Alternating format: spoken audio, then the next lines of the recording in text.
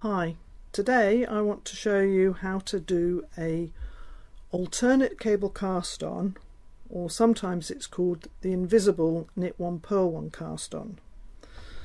In the sample in front of me, hopefully you can see this piece of knit one purl one rib, which appears to just start straight into the rib rather than having a hard line across the bottom.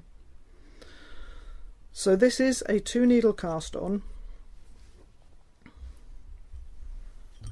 and it is based on the cable cast on, hence the name alternate cable cast on. So it starts with the slip knot, which is then placed on the left needle, and the first stitch is made by going into the stitch like a normal knit stitch, bring the yarn round and twist the stitch onto the left needle. So we are now going to make alternate purl and knit stitches. The slip knot will be counted as a purl stitch. The first stitch we've made is counted as a knit stitch, so the next stitch needs to be a purl. So to work this, you need to take your needle under your yarn and come from behind between the 2 stitches as if to purl, take the yarn around, push the stitch back and place the new stitch onto the left needle point to point. Come back round to the front, go between the stitches, take the yarn round as if to knit, but twist it on like you would a normal cable cast on. So we're alternating, coming from the back as if to purl, push the stitch back and place the stitches on point to point, come round to the front, make a new stitch and place the stitch on the left hand needle, twisting it on as a normal cable cast on. So we're going to go around the back, so purl, put it on point to point, and if it's a knit we go from the front and we twist. Now in order to be able to track where you are, you can start from the beginning by counting purl, knit, purl, knit, purl, knit, purl, knit. To look at the stitch I've just placed on the needle, the yarn is coming from the back of the knitting, so I've just created a knit stitch.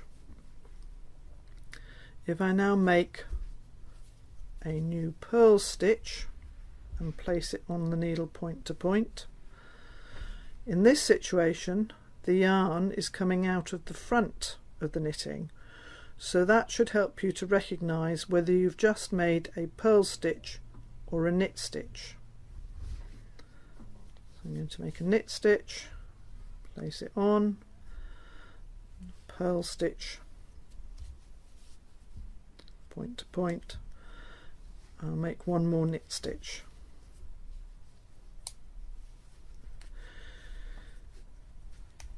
If you want to be making a knit one purl one rib with an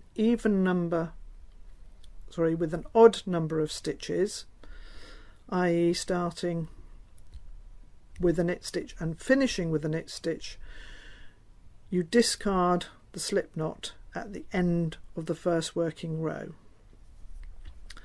At the moment I'm just going to work it as a knit one purl one rib with an even number of stitches. So having completed your cast on, for the first row only you are going to knit into the back of the knit stitches and purl the purl stitches normally. So the last stitch I cast on was a knit stitch, so I'm going to knit into the back of my knit stitch,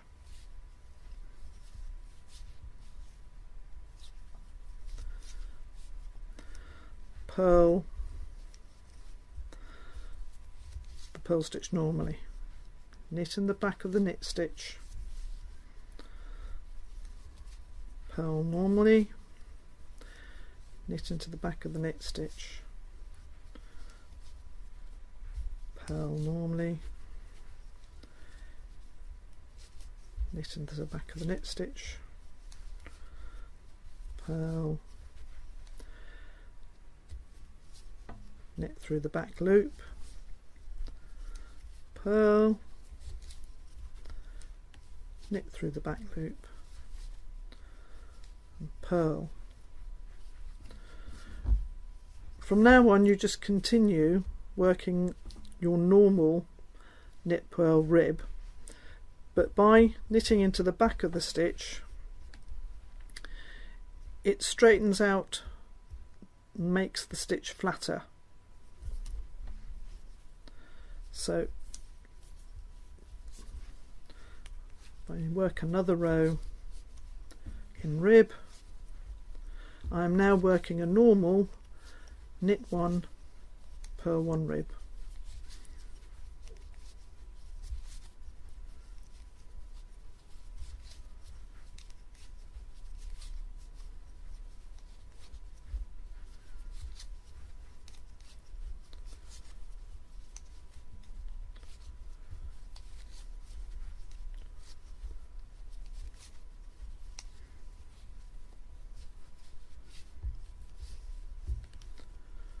So again, that's the end of the second row. So if I turn it to what would be the right side, the knitting appears to just start similar to a commercial garment made. It just appears to start in rib right from the bottom. The other advantage of this particular cast on is that it has a lot more stretch and flexibility than a normal cable cast on. So it's very good for items like starting the cast on for a sock, if you're going to do a knit 1 purl 1 rib at the top of your sock, or for the band on a hat where you want the brim to hold tight to the head but have enough stretch so that it's not going to be too tight. And it just makes a nice start or a nice finish to a knit 1 purl 1 rib. I've got a garment here which I designed a couple of years ago, but is now available as a pattern in my book Knitting with Beads. And at the bottom here, because it's done in a knit 1 purl 1 rib, which is pulling in nicely to make a very fitted welt, I've started it with this invisible cast on, so you can see it's got lots of stretch to it, but it comes back into shape and sits very nicely along the bottom edge of the knitting.